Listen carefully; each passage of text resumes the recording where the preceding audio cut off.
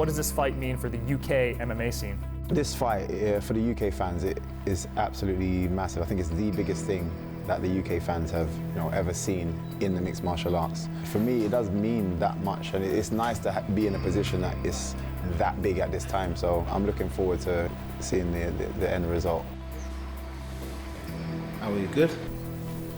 For UK mixed martial arts, this fight is absolutely massive, and you can tell that by the sort of growing support from the fans and press back in the UK and internationally as well. The way I was kind of hitting him up online, he didn't like that, and it just kind of grew the feud between us. I can't stand him. I think he's a disgusting person. If that wants to get in this cage with me, next time here in Wembley we could do it. Little thing keeps getting injured like this, that. There's clear heightened animosity between you and Paul Daley. When did all of that start between the two of you? It started, he had an interview that he had done, and I just found it quite disrespectful in what he was saying. So I just I was gonna call him out on it in person. I never actually got a chance, and then I saw another interview basically saying the same thing, and I was like, cool, let's fight then. Like, it just kind of escalated from there. But that's it. There's nothing over dramatic about it. That's what it was. What's the timeline on that? I mean, we can go back and see it. It dates back at least a couple of years. About 2 years. About 2 years. So it was just after one of the fights that I had. I can't remember exactly, but yeah, he had just landed a jumping knee in one of his fights, and a lot of people were kind of relating the two because I had just landed a jumping knee in the Cyborg fight. And I guess he just didn't like the comparisons, or felt like I was stealing a bit of his spotlight after he had just won a fight, and then he just kind of came out of it then. It's not uncommon in MMA to see something like that between two opponents, but usually it kind of fizzles out. Yeah. It hasn't between the two of you. In fact, it's only gotten heightened. Why do you think that is? Because we haven't answered that question yet. This is what we're here to do for this weekend, but we haven't answered that question yet. So I think that's what it is. A lot of people get a chance they would have already had that fight, and you see it a lot.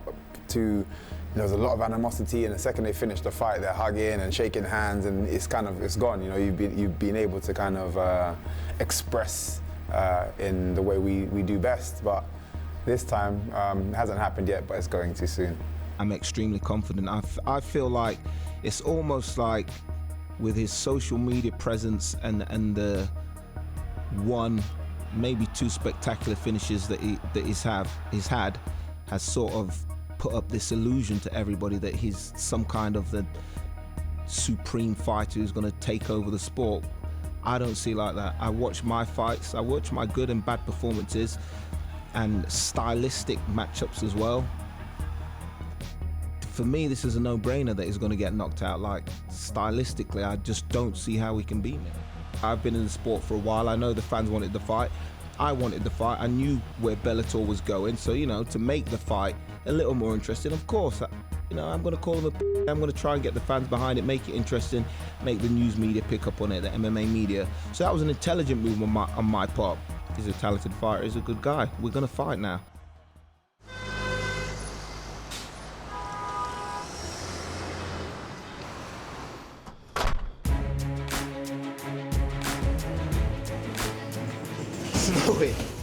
Coming after fight week is probably the hardest part of the week, more because of the weight cut. Probably at your most frustrated. You can't eat, you want to eat everything. Everything smells good. I like to try and make it as easy for myself as possible. This is why I tend to have, I tend to be full of energy come fight week still, just because I like to make the cuts a lot earlier than what a lot of fighters tend to do. It's almost like a ritual before a fight. I really enjoy it now, and then after that, can't wait to finish the fight. We're going to bring the heat Saturday night, 4 days to go. The fact that he's so adamant at making this a grudge match is kind of to hide what I believe to be a bit of fear and hesitation and lack of self-confidence in the fact that he can compete with someone of my level. He's got a very big punch. He's a traditional Muay Thai guy. I'm looking forward to executing it when I get in there, but my job is to just win.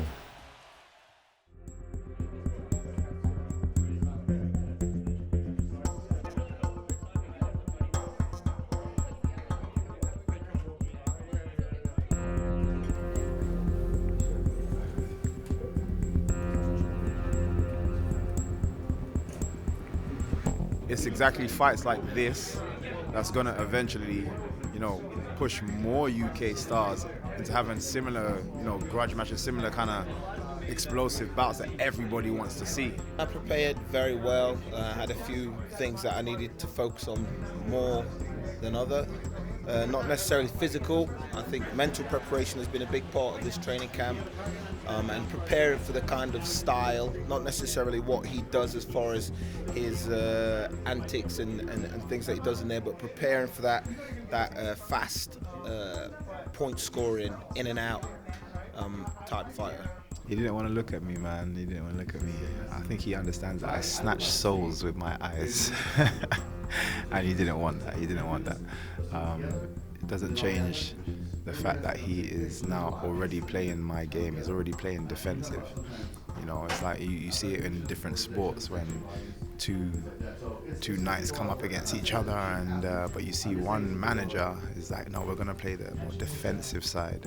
It's the mark of the snake, man. You know, once I mark you, I get my prey.